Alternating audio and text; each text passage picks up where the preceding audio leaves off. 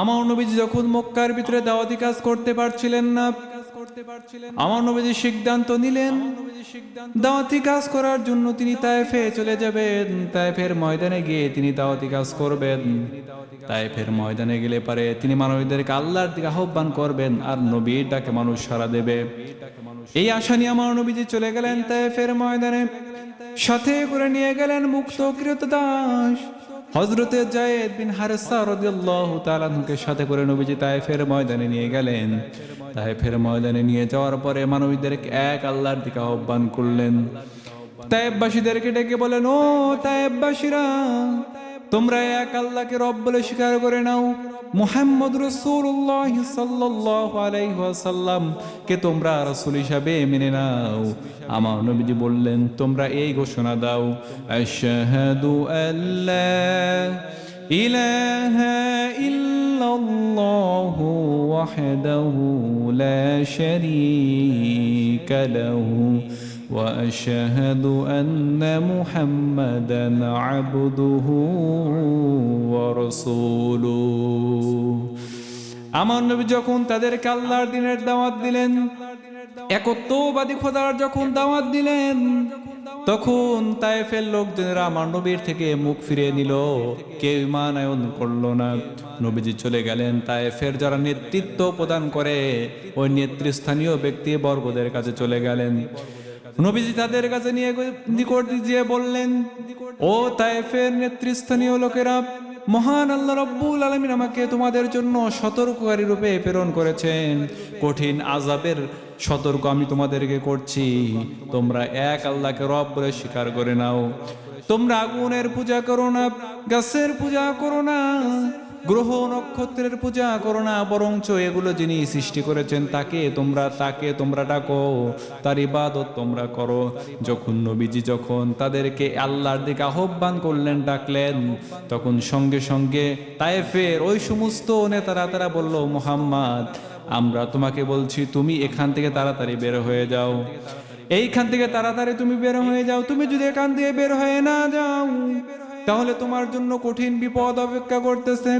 আমার নবীজি তায়েফের ময়দানে 10 দিন অবস্থান করলেন, দাওয়াতি কাজ করলেন, কিন্তু কোনো সুফল হলো না, কোনো ফল পাওয়া গেল না। আমার নবীজি তায়েফের ময়দান থেকে বের হয়ে চলে যাচ্ছেন। এমতো সময় তায়েফবাসীরা নবীজিকে বলল, পাগল, এই মুহাম্মদ হলো পাগল। এই বলে ছোট ছোট বাচ্চাদেরকে লিলিয়ে দেওয়া হলো। ছোট ছোট বাচ্চারা আমার নবীজিকে পাথর মারতে মারতে রক্তাক্ত করে ফেললো। হযরত যায়েদ বিন হারেসা তিনি বলেন, একটা মস্ত বড় পাথর এসে আমার মাথায় লাগলো, আমার মাথাটা ক্ষত বিক্ষত হয়ে গেল, আমার শরীরটা, নবীজির শরীরটা ক্ষত বিক্ষত হয়ে গেল, রক্ত দিয়ে জর্জরিত হয়ে পড়লাম। আমরা দুইজন একদম অসহায় এবং খুবই ক্লান্ত হয়ে পড়লাম, দুর্বল হয়ে পড়লাম। আমরা তায়েফের চাইতে একটু দূরবর্তী জায়গার ভিতরে চলে গেলাম। সেই জায়গার ভিতরে চলে যাওয়ার পরে একটা আঙ্গুরের বাগান দেখতে পেলাম। সে আঙ্গুরের বাগানের দেওয়ালের সাথে আমরা হেলান দিয়ে বসলাম। আমার নবীজির শরীর থেকে বেশি রক্ত পড়ার কারণে নবীজি বেশি দুর্বল হয়ে গেলেন। ওই বাগানের যিনি কর্মচারী ছিলেন তিনি এক গ্লাস আঙ্গুর আমার নবীজির কাছে নিয়ে আসলেন। আঙ্গুরকে রস করে আমার নবীজিকে খাওয়াই দিলেন। নবীজি বিসমিল্লাহ বলে তিনি আর খেলেন। খাওয়ার পরে তিনি নিঃশ্বাস ছাড়লেন, তৃপ্তির নিঃশ্বাস।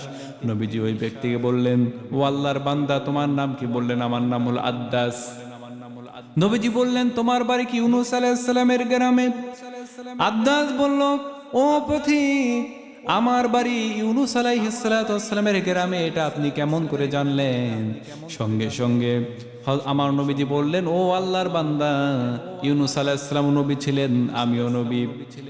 এক নবীর খবর আর এক নবীর কাছে রয়েছে। এই কথা বলার সঙ্গে সঙ্গে আদ্দাস নামক ওই ব্যক্তিটি আমার নবীজির হাতে মুখে চুমা খেতে লাগলো। সেখান থেকে আমার নবীজি চলে গেলেন একটা জায়গার ভিতরে। সেই জায়গাটার নাম হলো কারনে মানাজিল নামক জায়গার ভিতরে নবীজি চলে গেলেন।